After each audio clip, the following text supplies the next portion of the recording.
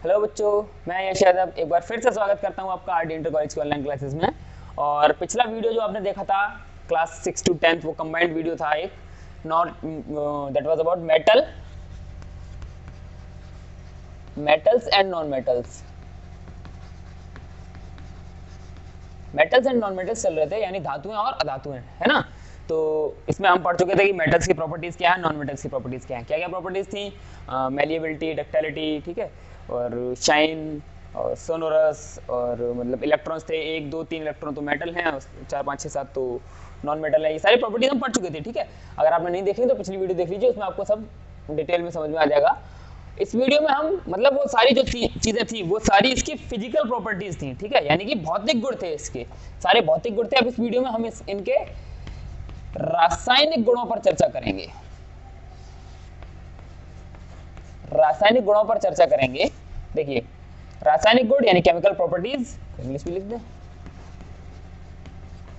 Chemical properties, ठीक है। तो देखते हैं सबसे पहली केमिकल प्रॉपर्टीज, रिएक्शन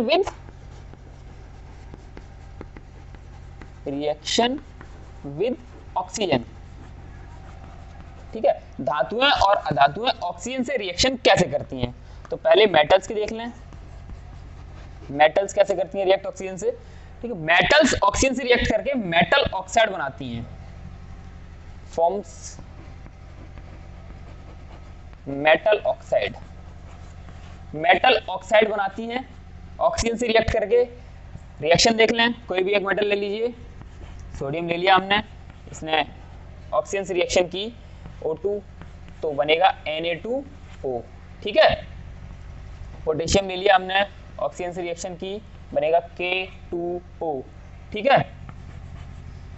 मैग्नीशियम ले लिया हमने, ऑक्सीजन से रिएक्शन की, O2 तो बनेगा MgO, मैग्नीशियम ऑक्साइड। अच्छा, बैलेंस कर दें, 2MgO, ठीक है। ये यहाँ पे भी बैलेंस करना होगा हमें,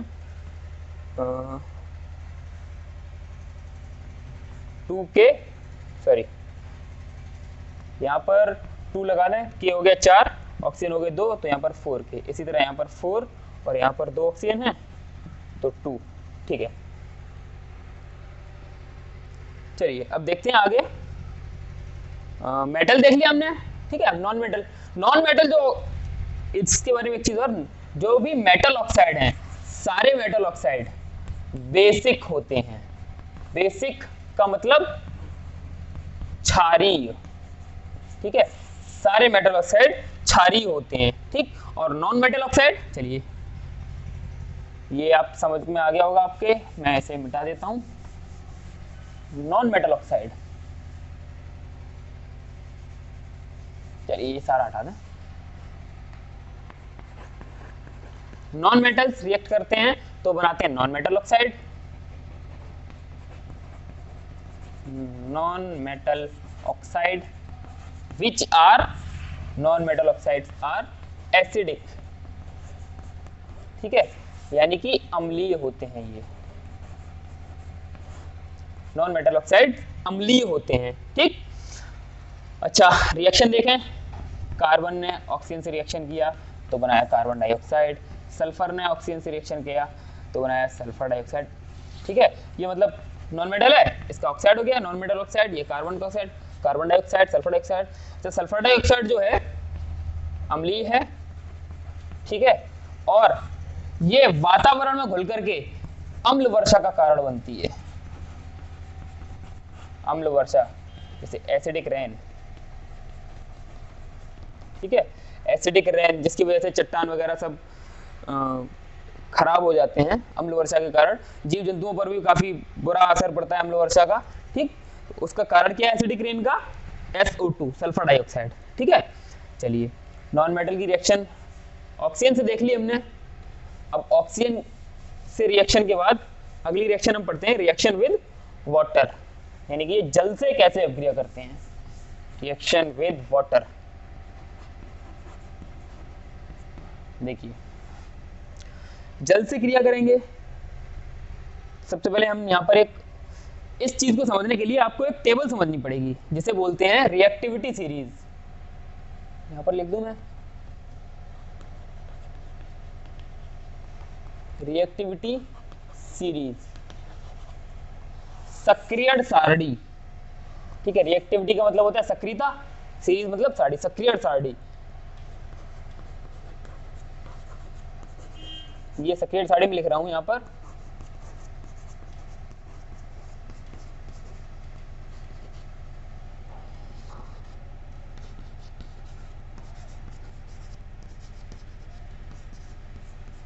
ठीक है, ये है सक्रिय सारणी। अब इसे याद कैसे रखा जाए, मैंने तो यहां पर लिख दी, लेकिन याद कैसे रखा जाए, इसके लिए एक ट्रिक याद कर लीजिए। केदारनाथ का माली आलू जरा फीके पकाता है। ठीक है, केदारनाथ का माली आलू जरा फीके पकाता है, किसी ने ये बात बोल दी। ठीक, अब केदारनाथ का जो माली था वो नाराज हो गया, तो उसने बोला कौन है, कौन है आगे आओ पिटोगे। ठीक है, केदारनाथ का माली नाराज हो गया, बोला कौन है आगे आओ पिटोगे। तो मतलब इसमें एक चीज याद रखनी है दो बार आ रहा है, एक ये और एक ये। तो पहले है का मतलब हाइड्रोजन है, दूसरे है का मतलब मरकरी है। ठीक, ये चीज याद रखनी है आपको। अच्छा, इस टेबल को मैंने क्यों बनाया, यहाँ पर इसका मतलब क्या था। देखिए, रिएक्टिविटी सीरीज है, यानी कि रिएक्टिविटी का ऑर्डर है ये, मतलब सक्रियता का क्रम है। इन सब में जो यहाँ पर के लिखा हुआ है पोटेशियम, पोटेशियम सबसे ज्यादा सक्रिय धातु है। ठीक, इस टेबल में पोटेशियम सबसे ज्यादा सक्रिय धातु है, उसके बाद सोडियम, उसके बाद कैल्शियम, उसके बाद मैग्नीशियम, उसके बाद एल्यूमिनियम। यानी कि सक्रियता का क्रम ऊपर से नीचे आने पर सक्रियता घटती जा रही है। सबसे कम सक्रिय ये पीटी धातु है जो सबसे कम सक्रिय है। ठीक है, अच्छा तो देखते हैं सबसे ज्यादा सक्रिय धातु है सोडियम और पोटेशियम। अच्छा, अब यहां पर एक चीज और देखने वाली है, सोडियम और पोटेशियम जो हैं सबसे ज्यादा सक्रिय है, तो ये फिर ठंडे पानी से भी रिएक्शन कर लेते हैं। ठीक, ये दोनों मैं यहां लिख देता हूं, कोल्ड वाटर,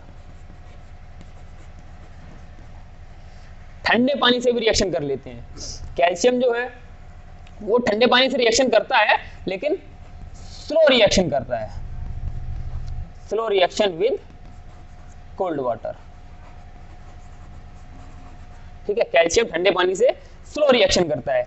मैग्नीशियम जो है वो ठंडे पानी से बहुत ही मुश्किल से रिएक्शन करता है, तो ये रिएक्शन करता है हॉट वाटर या स्टीम से। स्टीम का मतलब क्या होता है, भाप। ठीक है, हॉट वाटर गर्म पानी से रिएक्शन करता है या स्टीम से, भाप से बहुत तेजी से रिएक्शन कर लेता है ये। ठीक है, हॉट वाटर से रिएक्शन नॉर्मल होती है, भाप से बहुत तेजी से रिएक्शन कर लेता है, और कोल्ड वाटर से रिएक्शन इसकी बहुत ही धीरे होती है। एल्यूमिनियम, जिंक और आयरन, ये तीनों जो हैं, ये तीनों ये केवल और केवल स्टीम से रिएक्शन करते हैं। ठीक है, हॉट वाटर से भी रिएक्शन बहुत धीरे कर पाते हैं, ये तीनों हॉट वाटर से रिएक्शन करते हैं लेकिन बहुत धीरे करते हैं, तो ये तीनों स्टीम से रिएक्शन करते हैं। इसके नीचे के जितने भी बचे ये सारे ये रिएक्शन नहीं करते, नो रिएक्शन विद वाटर।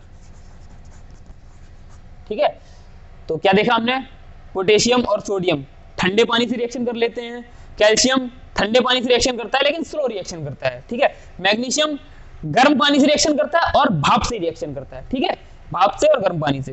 उसके बाद एल्यूमिनियम, जिंक और आयरन, ये तीनों भाप से रिएक्शन करते हैं, गर्म पानी से इनकी रिएक्शन स्लो होती है। उसके नीचे के जो है ये लेड से नीचे के जितने भी तत्व हैं, ये सारे के सारे गर्म पानी से या ठंडे पानी से या भाप से किसी से भी रिएक्शन नहीं करते ये। ठीक, तो रिएक्शन कैसे करते हैं देखें, K प्लस H2O पोटेशियम है। ठीक है, तो बनेगा KOH प्लस H2। ठीक है, हाइड्रोजन गैस प्लस इसमें हीट और निकलेगी।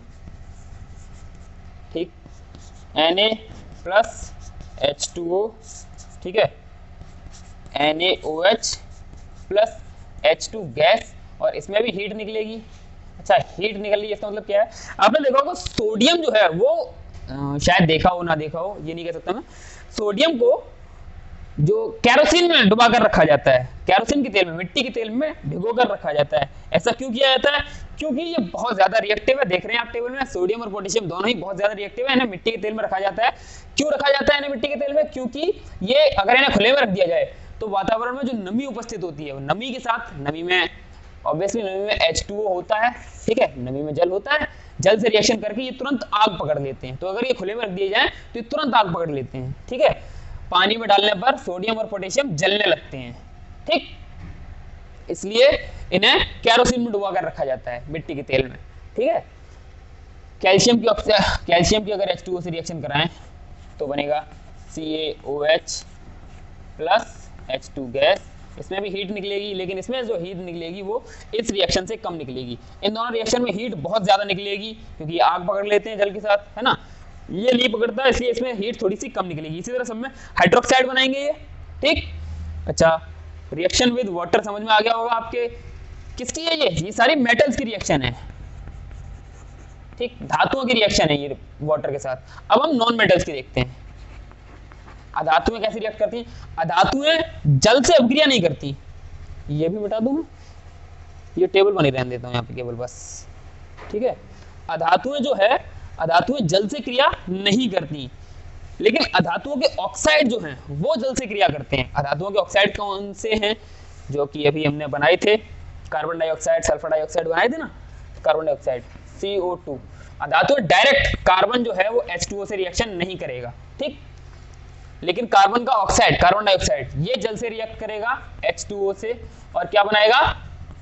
H2CO3। ये क्या है? कार्बोनिक एसिड, ठीक, कार्बनिक अम्ल। SO2 प्लस H2O, ठीक है, क्या बनाएगा? H2SO3, सल्फ्यूरस एसिड,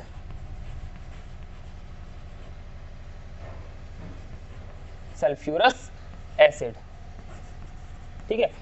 यानी कि अधातुओं का ऑक्साइड जल से क्रिया करके अम्ल बना रहे हैं, ठीक। अधातुओं का ऑक्साइड जल से क्रिया करके अम्ल बनाते हैं। अधातुएं डायरेक्ट जल से क्रिया नहीं करती हैं, ठीक है। अगला, रिएक्शन विद एसिड, अम्ल से क्रिया, एसिड, ठीक है। मेटल्स कैसे रिएक्ट करती हैं? एसिड से। धातुएं अम्ल से कैसे अभिक्रिया करती हैं? देखिए, सोडियम की हमने रिएक्शन करा दी HCl से, तो बनेगा NaCl प्लस H2 गैस निकलेगी, ठीक है। Na plus HCl, NaCl plus H2। क्यों? धातुएं जो होती हैं, धातुएं क्षारीय होती हैं, ठीक। क्षार की क्रिया अम्ल से कराई हमने HCl, क्षार प्लस अम्ल क्या बनता है?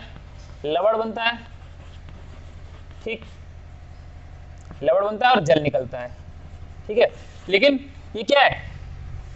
NaOH यहाँ पर होता, अगर सोडियम हाइड्रोक्साइड होता तो यहाँ पर H2O वाटर निकलता है, लेकिन यहाँ पर ऑक्सीजन प्रेजेंट ही नहीं है तो वाटर निकलेगा कहाँ से, है ना। Na के साथ Na2 होता या NaOH होता तो यहाँ पर जल निकलता, लेकिन यहाँ पर ऑक्सीजन ही नहीं है तो जल कैसे निकलेगा, ठीक है। तो सोडियम से HCl की क्रिया कराई तो sodium chloride NaCl plus H2 ये बना, ठीक है। अच्छा, अगला, कैल्शियम से कराते हैं हम HCl की क्रिया, तो CaCl2 प्लस H2 गैस निकलेगी, ठीक। इसे बैलेंस कर रहे हैं तो 2HCl लगा दें, बस, H2 गैस, हाइड्रोजन। ये ऊपर की तरफ एरो क्यों लगा रहे हैं? क्योंकि ये गैस है, उड़ जाएगी, ठीक। अच्छा, ठीक है। इसी तरह सारे के सारे, हाँ, एक चीज और, जैसे Ag है, चलिए Na से H2SO4 की कराते हैं। Na से H2SO4 की कराए तो NaHSO4 प्लस H2 गैस, ठीक है, हाइड्रोजन गैस निकलेगी। लेकिन अब एक चीज और, HCl क्रिया कर रहा है, H2SO4 क्रिया कर रहा है, बट यहां पर HNO3 जो है, HNO3 नाइट्रिक अम्ल, ये धातुओं से क्रिया नहीं करता है, ठीक, धातुओं से क्रिया नहीं करता है, और कुछ बहुत ही स्पेसिफिक कंडीशंस में Mg और Mn से क्रिया करता है ये, ठीक है। बहुत ही स्पेसिफिक कंडीशंस में, बहुत ही विशेष दशाएं होती हैं जब ये इन दोनों से रिएक्ट करता है, वरना HNO3 किसी भी धातु से अभिक्रिया नहीं करता, ठीक। और एक चीज, धातुएं जितनी भी हैं HCl या H2SO4 से क्रिया तब तक करेंगी, मतलब वही धातुएं करेंगी जो इस सारणी में हाइड्रोजन से ऊपर है। हाइड्रोजन से ऊपर की जितनी भी धातुएं हैं वो सारी की सारी HCl और H2SO4 से अपक्रिया कर सकती हैं। हाइड्रोजन से नीचे की धातुएं हैं वो क्रिया नहीं कर सकती। क्यों? देखिए इस रिएक्शन में क्या हुआ, Na ने H को यहां से हटा दिया, ठीक है, H को यहां से हटा करके और H की जगह खुद लग गया आकर, यहाँ पे Na लग गया तो NaCl बन गया, है ना। कैल्शियम ने यहां से हाइड्रोजन हटाया, हाइड्रोजन की जगह खुद लग गया आकर के, कैल्शियम लग गया, CaCl2 बन गया, ठीक। यहाँ पर हाइड्रोजन को केवल वही तत्व हटा सकते हैं जो हाइड्रोजन से ज्यादा सक्रिय हैं, ठीक है। हाइड्रोजन से ज्यादा सक्रिय कौन से हैं? जो हाइड्रोजन के ऊपर हैं, ठीक। हाइड्रोजन के ऊपर कौन कौन से तत्व हैं? Sodium, potassium, sodium, calcium, magnesium, aluminium, zinc, iron, lead, ठीक है। ये तत्व जो हैं यही हाइड्रोजन से ऊपर हैं तो यही इस हाइड्रोजन को हटा सकते हैं।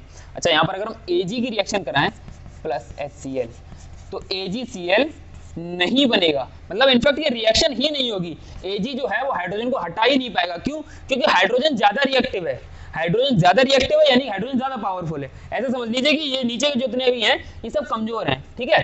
हाइड्रोजन यहाँ पर रह रहा है तो सिल्वर आया हाइड्रोजन के पास, हाइड्रोजन के घर आया हाइड्रोजन निकालने के लिए। अब हाइड्रोजन ज्यादा ताकतवर है तो हाइड्रोजन मतलब सिल्वर हाइड्रोजन को अपने प्रेशर में नहीं ले पाएगा, है ना। हाइड्रोजन ज्यादा ताकतवर है, हाइड्रोजन मार पीट के भगा देगा सिल्वर को, निकल यहाँ से, मेरे घर में कैसे आ गया तू, है ना। और सोडियम जो है, सोडियम वो हाइड्रोजन से ज्यादा पावरफुल है। सोडियम क्या करेगा?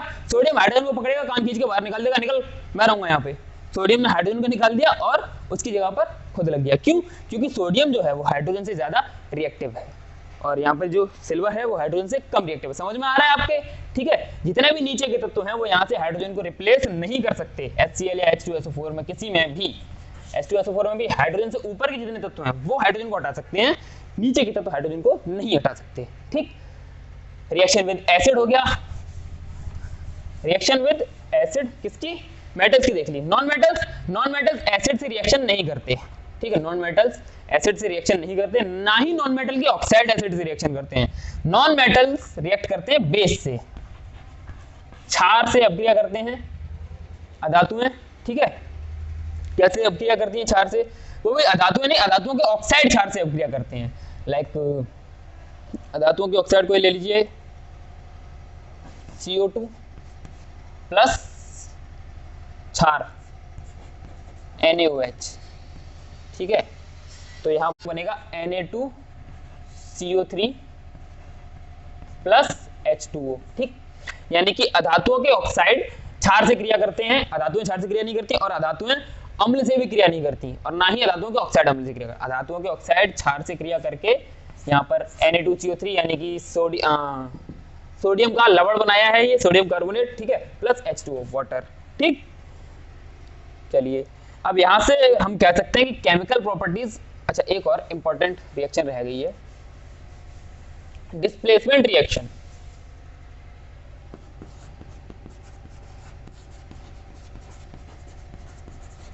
डिस्प्लेसमेंट रिएक्शन, विस्थापन अपक्रिया। विस्थापन अभिक्रिया। विस्थापन अपक्रिया मैंने अभी अभी आपको एक रिएक्शन बताई थी, Na plus HCl gives NaCl plus H2, ठीक। क्या हुआ? सोडियम ने हाइड्रोजन को विस्थापित कर दिया। विस्थापन का मतलब वहां से हटा करके खुद जगह ले लेना उसकी, हाइड्रोजन को विस्थापित करके खुद आ गया, ठीक है। अच्छा, अब इन्हीं में से कोई लिखता हूं मैं रिएक्शन, ये ना लिख करके हम लिखते हैं यहाँ पर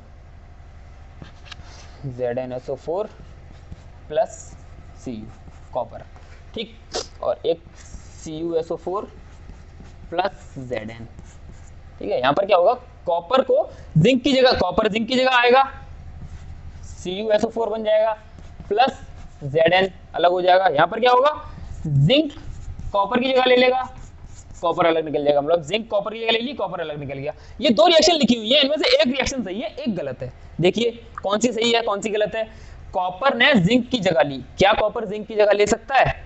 कॉपर यहाँ पर है, जिंक देखिए जिंक ऊपर है, यानी कि जिंक को मतलब कॉपर कम है, कम रिएक्टिव है, तो कॉपर जिंक को नहीं हटा सकता, कॉपर जिंक को नहीं हटा सकता, यानी कि ये रिएक्शन जो है ये गलत है। यहाँ पर क्या हुआ? जिंक ने कॉपर को हटाया है, जिंक ऊपर है, ये कॉपर को हटा सकता है, तो ये वाली रिएक्शन सही है, ठीक। तो याद रखना है, इस तरह की कहीं भी रिएक्शन मिले आपको ये रिएक्टिविटी सीरीज याद रखनी है। सेक्रेट सारणी, ठीक है। और वहां से देख करके आप बता सकते हैं कि कौन सा एलिमेंट या कौन सी धातु किसे डिस्प्लेस कर सकती है, ठीक है।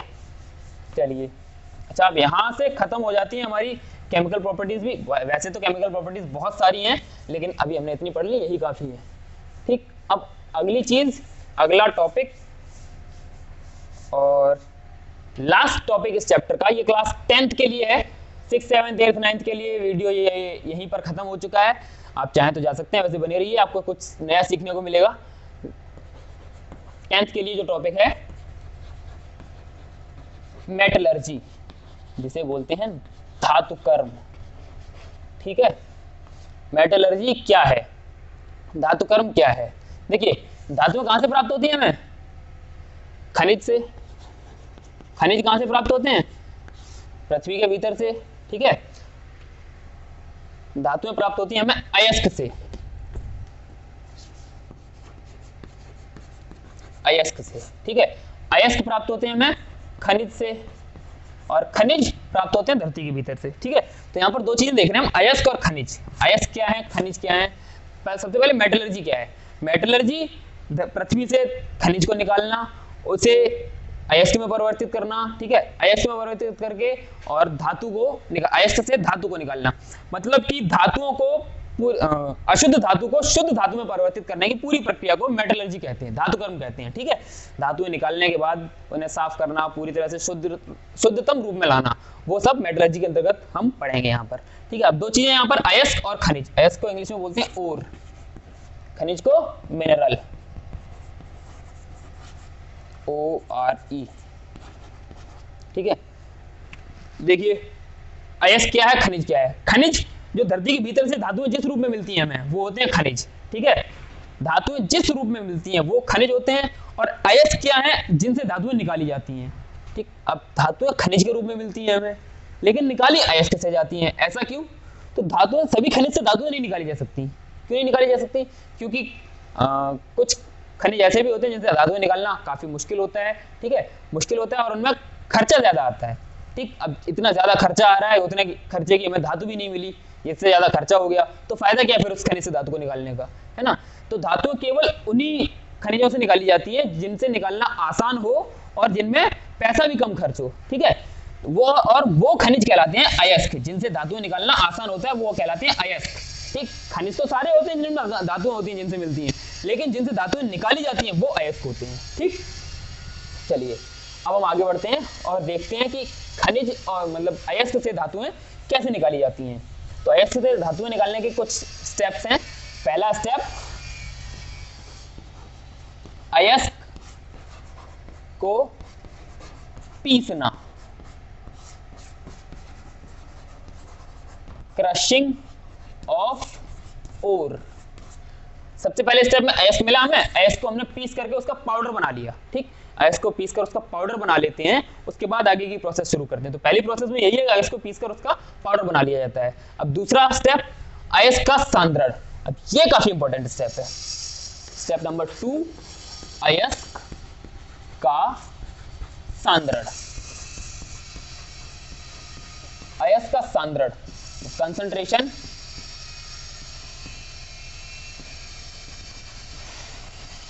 कंसंट्रेशन ऑफ ओर, अयस्क का सांद्रण। देखिए, सांद्रण कई प्रकार से होता है। सांद्रण का मतलब, कंसंट्रेशन का मतलब, अयस्क मतलब धातु को इकट्ठा करना, ठीक, धातु को इकट्ठा करना। सबसे पहली प्रोसेस इसमें ग्रेविटी सेपरेशन, गुरुत्वीय पृथक्करण। इसे हाइड्रोलिक सेपरेशन भी बोलते हैं, क्योंकि इसमें जल का प्रयोग होता है। क्या करते हैं इसमें? देखिए, एक इंक्लाइंड प्लेन, यानी कि एक तिरछा सा, ये इस तरह तिरछी सतह लेते हैं, इस तरह की, ठीक, तिरछी सतह ली। यहाँ पर हमने जो अयस्क को पीस करके पाउडर बनाया ना, वो पाउडर रख दिया यहाँ पर, ठीक। अब जो पाउडर है उसमें अशुद्धियां भी हैं और धातु भी है। इस पाउडर में अशुद्धियां भी हैं और धातु भी है। अयस्क को हमने पीसा ही तो है, अभी तक शुद्ध तो नहीं कर लिया। तो अयस्क को पीसकर जो पाउडर बनाया उसमें अशुद्धियां भी हैं और धातुएं भी हैं। तो अब क्या करेंगे, यहाँ से पानी की एक धारा प्रवाहित करेंगे, ठीक है, पानी की धारा प्रवाहित करेंगे, और अब या तो धातु धातु और अशुद्धियां दोनों चीजें हैं, या तो धातु भारी होगी या अशुद्धियां भारी होंगी। ठीक, जो चीज भारी होगी वो इनमें रुक जाएगी, फंस जाएगी। ठीक, इनके बीच में फंस जाएगी, और जो हल्की होगी वो बह करके नीचे निकल आएगी, है ना। अब जो कुछ भी भारी होगा वो फंस जाएगा, जैसे मान लिया हमने धातु भारी है तो धातु इसमें फंस गई, फिर हमने उसे इकट्ठा कर लिया। ठीक, या अशुद्धियां भारी हैं तो अशुद्धियां इसमें फंस गई, धातु नीचे आ गई, हमने धातु को नीचे से इकट्ठा कर लिया। हमें धातु इकट्ठी करनी है, ठीक, अशुद्धियां निकाल देनी है। पहला स्टेप ये हो गया ग्रेविटी सेपरेशन। दूसरा गुरुत्वीय पृथक्करण के बाद चुंबकीय पृथक्करण, मैग्नेटिक सेपरेशन। चुंबकीय, इसमें क्या करते हैं, इसमें एक रोलर बनाते हैं इस तरह का, ठीक है, दो पहिए लिए, उनके ऊपर एक बेल्ट लगा दी और दोनों को कनेक्ट कर दिया। ठीक, ये वाला जो पहिया है ये मैग्नेटिक है, यानी कि ये वाला चुंबकीय है, यहां ना लिखूं, आप ऐसे समझ लीजिए, ये वाला चुंबकीय है। ठीक, और ये सादा है, इसमें चुंबक नहीं लगी हुई है। ठीक है, अब ये इस तरह घूम रहा है, ये इधर घूम रहा है और ये इधर घूम रहा है, यानी कि ये बेल्ट ऐसे ऐसे आगे बढ़ रही है इस तरह। ठीक है, अब इस बेल्ट पर हमने यहाँ पर पाउडर डाल दिया, वही जो हमने पहले स्टेप में पीसा था आयस को, अब पाउडर डाल दिया। पाउडर में क्या है, धातु और अशुद्धियां। ठीक, धातु और अशुद्धियां। अब इसमें एक चीज, कोई एक चीज, या तो धातु चुंबकीय होगी, ये चुंबक की ओर आकर्षित होगी, और या अशुद्धियां चुंबक की ओर आकर्षित होंगी, चुंबक की ओर आकर्षित। ठीक है, या तो धातु चुंबक की ओर आकर्षित होगी या अशुद्धियां चुंबक की ओर आकर्षित होंगी। जनरल सी चीजें धातु ही ज्यादातर चुंबक की ओर आकर्षित होती हैं। ठीक है, तो मान लिया हमने धातु चुंबक की ओर आकर्षित हो रही है, तो घूमते हुए आए, अब जो धातु है चुंबक की ओर आकर्षित हो रही है तो वो यहाँ पर चिपक जाएगी इस पहिए पर, है ना, और जो अशुद्धियां हैं वो सीधी गिर जाएंगी, वो चिपकेंगी नहीं, वो यहाँ पर गिर जाएंगी। धातुएं यहाँ पर चिपकी आएंगी, चिपकी आएंगी, चिपकी आएंगी, चिपकी आएंगी, और यहाँ पर आने के बाद जब आगे बढ़ेंगी तो यहाँ से वो गिरना शुरू हो जाएंगी। तो हम यहाँ पर इस तरह का एक पात्र लगा देंगे, एक बर्तन लगा देंगे, यहाँ पर धातुएं यहाँ से यहाँ तक कहीं गिरना शुरू होंगी, तो यहाँ पर गिरेंगी आकर के इस बर्तन में, और हम यहाँ पर इसे इकट्ठा कर लेंगे। ठीक, अशुद्धियां इधर गिरी, धातु यहाँ पर गिर गई आकर के। ठीक है, ये हो गया चुंबकीय पृथक्करण। समझ में आया आपको? ना समझ में आया होगा तो रिपीट करके दोबारा देख लीजिए। ठीक है, अब तीसरा स्टेप फ्रॉथ फ्लोटेशन।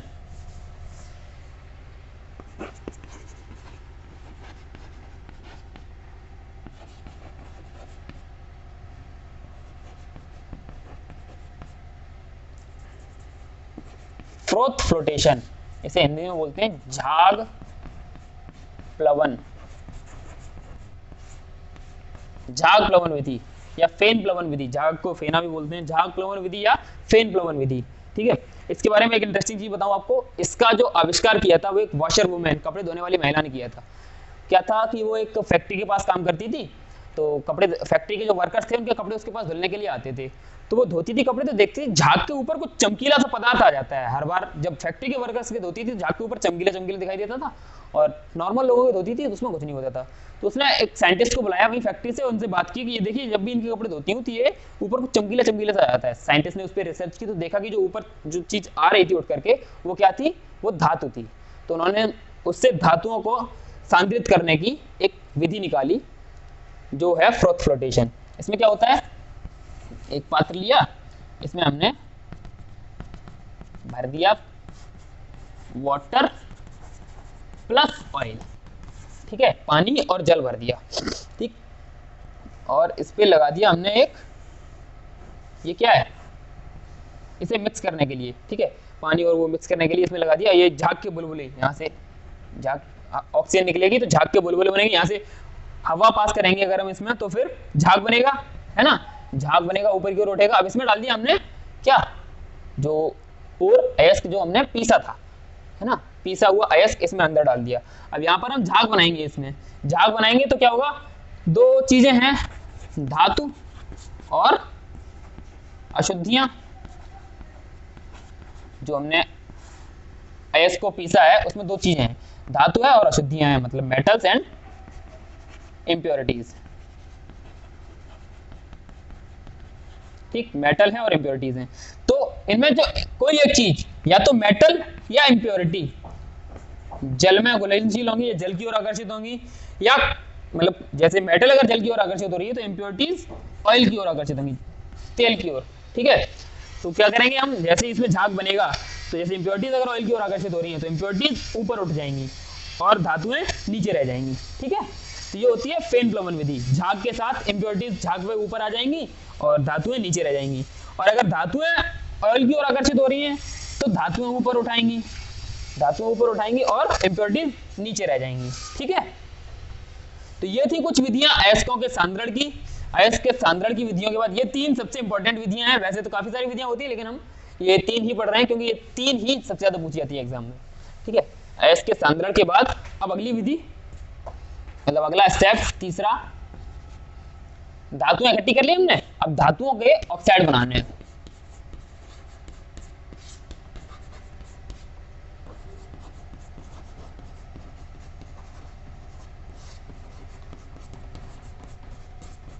धातुओं का ऑक्साइड में परिवर्तन, धातु के ऑक्साइड बनाने दो विधियां हैं, भर्जन एंड कैल्सिनेशन, निस्तापन, कैल्सिनेशन। ठीक है, भर्जन जो है ये सल्फाइड अयस्क के, सल्फाइड अयस्क, ठीक है, सल्फाइड अयस्क ले लें हम, कोई जिंक सल्फाइड ले लिया हमने। ठीक है, जिंक सल्फाइड को हमें ऑक्साइड में बदलना है, यही तो है, धातुओं का ऑक्साइड में परिवर्तन। ऑक्साइड में बदलना है यानी कि जिंक ऑक्साइड ZnO में कन्वर्ट करना है। ZnO में कन्वर्ट करने के लिए हमें OR चाहिए, तो यहाँ पर हमने O2 ऑक्सीजन के साथ इसे हीट कर दिया। ठीक, हीट कर दिया तो ऑक्सीजन के साथ हीट किया तो ZnO प्लस SO2। ठीक, सल्फर डाइऑक्साइड, ये जो बाद की चीज है, मेन चीज इंपॉर्टेंट जो है वो हमारे पास है ZnO। ठीक है, जिंक ऑक्साइड, हमें जिंक ऑक्साइड मिल गया और यही करना था, हमें धातु का ऑक्साइड चाहिए था। ठीक, तो यहां से एक चीज समझ में आई, हमने ऑक्सीजन की प्रेजेंस, ऑक्सीजन यहां पर प्रेजेंट है ना, तो ऑक्सीजन की प्रेजेंस में नीचे लिख दें, भर्जन जो होता है वो O2 की उपस्थिति में होता है, ऑक्सीजन की प्रेजेंस में होता है रोस्टिंग। ठीक है, रोस्टिंग होती है ऑक्सीजन की प्रेजेंस में, तो फिर कैल्सिनेशन ऑक्सीजन की अनुपस्थिति में, एब्सेंस में, ऑक्सीजन की एब्सेंस होगी यहां पर। अच्छा, कार्बोनेट है, कार्बोनेट कोई भी ले लो, CaCO3 कैल्शियम कार्बोनेट। ठीक है, ऑक्सीजन है ही पहले से, यहां पर हमने सीधा हीट किया ऐसे, तो बनेगा CaO प्लस CO2, CO2 हमारे किसी काम का नहीं, कैल्शियम ऑक्साइड, ये धातु का ऑक्साइड हमें प्राप्त हो गया। ठीक, तो निस्तापन और भर्जन यही है। ठीक है, हमने ऑक्साइड बना लिए धातुओं के, अब आगे बढ़ते हैं, तीसरा स्टेप हो गया निस्तापन भर्जन से हमने धातुओं का ऑक्साइड बना लिया। धातुओं के ऑक्साइड का काय में धातु में परिवर्तन, ऑक्साइड का धातु में परिवर्तन, तो क्या करें हम, सीधा अपचयन कर दें, है ना।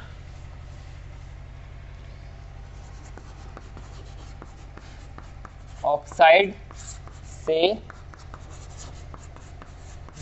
धातु में परिवर्तन, ऑक्साइड बनाया, अब ऑक्साइड से धातु में परिवर्तन करना है, यानी कि हमें ऑक्सीजन निकालना है उसमें से। ठीक है, अब इसके लिए क्या करते हैं, इसके लिए तीन चीजें हैं, Coke, carbon monoxide, carbon dioxide. ठीक है, ये तो है ही है, इसके अलावा हीटिंग और मतलब और भी सारे मेथड होते हैं। तो जो कोक, कार्बन डाइऑक्साइड और कार्बन मोनोऑक्साइड, ये तीन, चलिए मैं आपको यहाँ पर लिखकर दिखाता हूँ, PbO।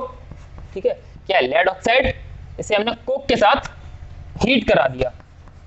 ठीक है, कोक के साथ हीट करा दिया तो Pb अलग और कार्बन मोनोऑक्साइड अलग निकल जाएगा। ठीक है, कॉपर ऑक्साइड को हमने कोक के साथ हीट करा दिया, कार्बन मोनोऑक्साइड के साथ ही हीट करा दिया हमने, तो यहाँ पर Cu प्लस CO2 अलग निकल जाएगा। कॉपर धातु मिल गई हमें, यहाँ पर लेड धातु मिल गई, है ना। तो ये जो मेथड है, ये कार्बन और एक और चीज यहाँ पर हम लेते हैं आयरन प्लस CO2 FeO। ठीक है,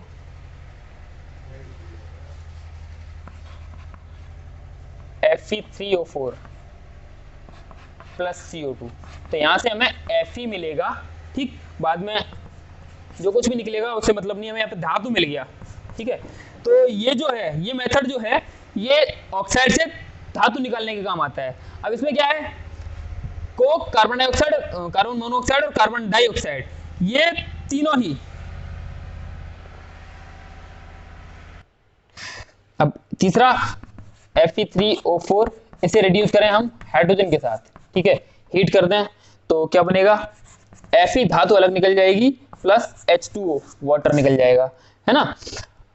ये तीन धातुएं हैं, कोक, कार्बन मोनोऑक्साइड और H2, ये केवल तीन धातुओं को रिड्यूस कर सकता है। वो तीनों यहाँ पर लिखी हैं, Pb, Cu और Fe। इन तीनों में से किसी से भी रिड्यूस कर सकते हैं ऑक्सीजन, किसी से भी, मतलब इन तीनों की हेल्प से, इन तीनों में से ऑक्सीजन किसी से भी निकाल सकते हैं इनकी हेल्प से, ठीक है। अच्छा, एक चीज और है, जिंक से ऑक्सीजन निकालना है, ZnO से हमें ऑक्सीजन निकाल करके केवल जिंक बनाना है। तो यहाँ पर जिंक से ऑक्सीजन केवल और केवल कोक निकाल सकता है, ठीक, ना ही कार्बन मोनोऑक्साइड ना ही हाइड्रोजन, केवल कोक निकाल सकता है यहाँ से ऑक्सीजन। तो Zn plus CO carbon monoxide बनेगा, ठीक है। और भी हैं, जैसे सिल्वर है, मरकरी है, इनसे इन्हें डायरेक्ट हीट करके AgO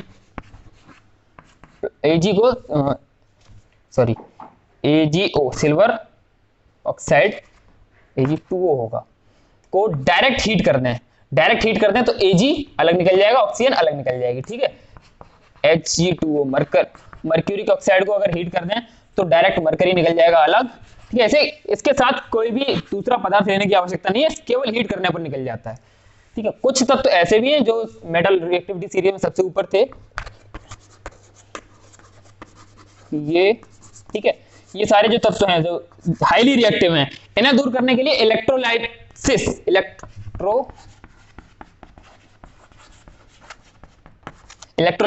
वैद्युत अपघटन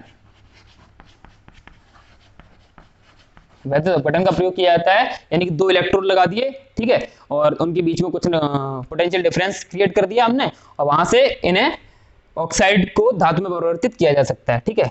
तो ये मेथड अभी आपके सिलेबस में ब्रॉडली दिया भी नहीं है, 12th में जाकर के आप पढ़ेंगे तब अच्छे से समझ में आएगा, 12th में दिया है। अच्छा, 4 स्टेप हो गए, लास्ट स्टेप बचा है पांचवा स्टेप जो है धातुओं का शोधन। धातुएं हमने निकाल ली, ऑक्साइड से हमने धातु निकाल ली, अब उसे शुद्ध करना है। 99.9% प्योर धातु हमें चाहिए, तो कैसे निकालेंगे उसे, उसके लिए यही वैद्युत अपघटनीय विधि। देखिए हम बताते हैं आपको, इसे हटा दें यहां से। जैसे कि हमें कॉपर ले लीजिए, कॉपर को शुद्ध करना है हमें, ठीक, कॉपर को शुद्ध करना है तो हम क्या करेंगे, यहां पर जिस धातु को शुद्ध करना है उसी का सॉल्ट यहां पर भरेंगे। तो यहां पर हमने भर दिया CuSO4, कॉपर का सॉल्ट भर दिया CuSO4, ठीक। अब इसमें एक कॉपर की इम्प्योर रॉड, मतलब जो अशुद्ध कॉपर है उसकी एक छड़ लगा दी यहां पर, और एक कॉपर की शुद्ध छड़ जो हमारे पास पहले से रखी हुई थी वो लगा दी। ये प्योर कॉपर है और ये इम्प्योर, ठीक। ये एनोड है, इधर ही लिखते हैं एनोड, और ये कैथोड, ठीक। इससे हमने इनके बीच में बैटरी लगा दी, ठीक है, बैटरी लगा दी, ये प्लस चार्ज ये माइनस चार्ज, ठीक। अब क्या होता है, थोड़ा बहुत आपको इलेक्ट्रोलाइसिस की जानकारी होनी चाहिए, खैर अभी तो आपको नहीं होगी अब, क्योंकि ये 12th में पूरा दिया हुआ है, ठीक है। तो अभी मैं बता रहा हूं आपको, वो चीज सुन लीजिए। एनोड पर हमेशा ऑक्सीडेशन होता है, एनोड पर जो अभिक्रिया होती है उसमें ऑक्सीडेशन होता है। तो एनोड पर कॉपर से Cu2 पॉजिटिव बनेगा और इलेक्ट्रॉन निकलेंगे, ठीक है। कैथोड पर क्या होगा, कैथोड पर जो रिएक्शन होगी, Cu2 पॉजिटिव से इलेक्ट्रॉन, मतलब चार्ज बैलेंस करने के लिए 2 इलेक्ट्रॉन करने होंगे, यहाँ पर 2 पॉजिटिव से 2 इलेक्ट्रॉन, यहाँ पर कॉपर धातु बनेगा, ठीक है। कॉपर आयन से कॉपर बन रहा है, यहाँ पर कॉपर से कॉपर आयन, ये हो रहा है ऑक्सीडेशन। ऑक्सीडेशन कैसे? क्योंकि यहाँ पर इसका ऑक्सीडेशन नंबर है 0, यहाँ पर इसका ऑक्सीडेशन नंबर है 2, यहाँ पर इसका ऑक्सीडेशन नंबर है +2, यहाँ पर ऑक्सीडेशन नंबर 0। अब ऑक्सीडेशन नंबर कैसे निकालें? चलिए उसके लिए मैं एक अलग से वीडियो बना दूंगा, तब आपको समझ में आ जाएगा। अभी आप खैर यही समझ लीजिए, इसमें कॉपर का ऑक्सीडेशन हुआ है, ऑक्सीकरण, और इसमें अपचयन, रिडक्शन। ठीक, ऑक्सीडेशन को इसमें अपचयन हुआ है। अब मेन प्रिंसिपल क्या है? ऑक्सीडेशन हो रहा है यानी कि यहां पे कॉपर से कॉपर आयन निकल रहे हैं। ये कॉपर जो है, इसमें से कॉपर आयन निकले, कॉपर आयन निकले, और निकल करके कॉपर आयन निकल करके कॉपर पर, धातु पर लग गए जाकर के, इस पर, यहां से कॉपर आयन निकलेंगे और इस पर चिपकते जाएंगे, जमा होते जाएंगे, जमा होते जाएंगे, यहां से निकलते जाएंगे, इस पर जमा होते जाएंगे, निकलते जाएंगे, जमा होते जाएंगे। तो धीरे धीरे ये वाली छड़ जो है ये पतली होती जाएगी, पतली होती जाएगी, क्योंकि यहां से कॉपर निकलते जा रहे हैं और यहां पर जमा होते जा रहे हैं, यानी कि ये वाली छड़ मोटी होती जाएगी। ठीक है, सारे कॉपर, एक टाइम वो आएगा जब यहां से सारे कॉपर के अणु, सारे कॉपर के आयन निकल करके यहां पर जमा हो जाएंगे। जब यहां से सारे कॉपर के आयन निकलकर जमा हो गए तो इसमें रह जाएंगी केवल और केवल अशुद्धियां। ठीक, यहां पर केवल अशुद्धियां रह जाएंगी और जितना भी शुद्ध कॉपर है वो यहां पर इकट्ठा हो जाएगा। ठीक है, इस तरह हम प्राप्त कर लेंगे शुद्ध धातु। कॉपर के अलावा और भी धातुओं को इस विधि से शोधन किया जा सकता है। ठीक, चलिए अब यहां पर होता है मेटलर्जी खत्म। मेटलर्जी के साथ साथ ही चैप्टर भी खत्म होता है। ठीक है, क्लास 10 का एक और टॉपिक खत्म हुआ जिसका नाम था मेटल एंड नॉन मेटल। अब अगले वीडियो में भी हम कोई ऐसा ही टॉपिक उठाएंगे जो 6th 7th 8th 9th 10th के लिए कंबाइंड हो। ठीक है, तब तक के लिए बने रहिए हमारे साथ। धन्यवाद।